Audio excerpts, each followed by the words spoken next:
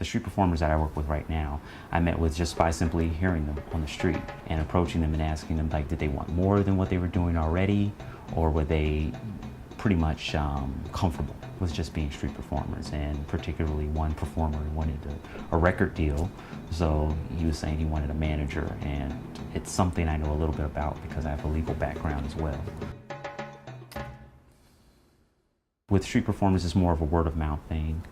Currently, the artist I work with, Martin Seville, he basically informed everybody, oh, I have a manager and it's going great because we're booking shows. And then all of a sudden I started getting a little more flood of calls. They're all over the place. You get the guys who are just literally doing it because they love music so much, they love art so much, and this is their passion, and they just, if they want to take it to the next step, they're willing to do anything. And then you get the people who are out there because of some other situations that they can't live another, what you might call a normal life.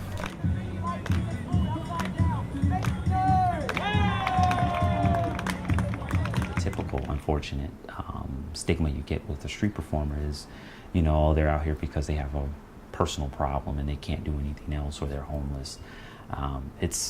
I've met all kinds of street performers, but unfortunately, a lot of them get that stigma. The toughest part is when the day, because with any business, especially as a performer, if you're starting a business either way, you have to be prepared every single day to do some type of work. And unfortunately, a lot of times they're not ready for that. Like I might call them early in the morning and say, we have a performance later on the day. Oh, I'm tired. Can we just do it tomorrow? Well, I can't kind of tell the guy, open up the place tomorrow.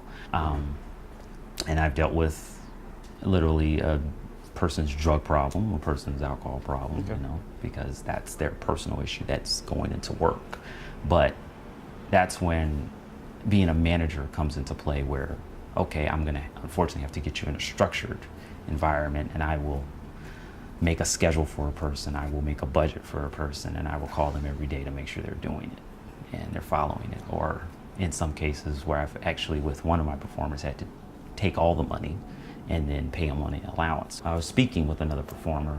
He was threatened with a knife at one point by a performer who had a problem and wanted that money to beat that problem. If they live in the city, a lot of tourists are more engaging, which works out because if I'm working with a performer and their goal is to get at a higher celebrity, then if someone sees them perform here and they're from Kansas, then they take that back to Kansas, and people will come back here to see them. And I've met performers who've literally traveled the world because of just street performing.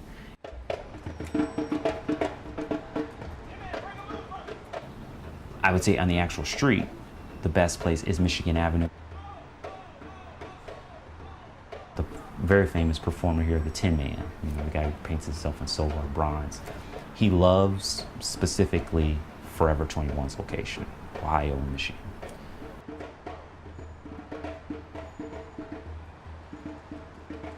I met one performer who made over, I was almost jealous, he made over $200 a day for months. And I was like, what are you doing? And he's like, I'm just singing my songs, playing my guitar, having fun. And Martin started working with the guy and he started making more money. And I was like, okay, are you sure you want to go somewhere else and perform? Because you're making more right here than most people make on their job, But then again, you have to think about the dangers of sometimes being down there.